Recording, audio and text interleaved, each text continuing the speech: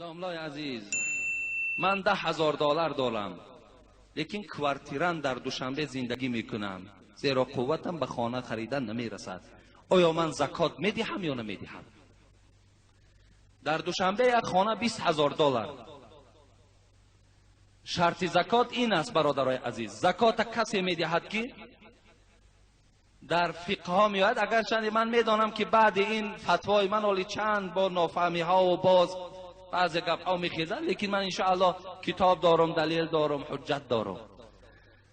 صاحب کتاب میگوید که برای دادن زکات ضرور است که انسان اول آشخانه را، ببین اول گفته از دکان داشته باشد، دوم لباسش تأمین باشد، سوم جای خواب خانه داشته باشد، بعدا ماشینی سواره داشته باشد، بعدا از تمام آن چیزی که در خانه لوازمات خانه لازم است همه اینها بود باشد، بعد زکات دهد.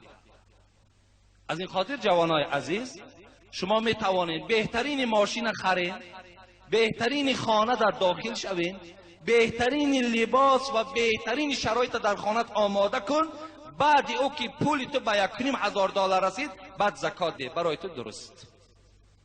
فهمیدین؟ عادی بس همینش.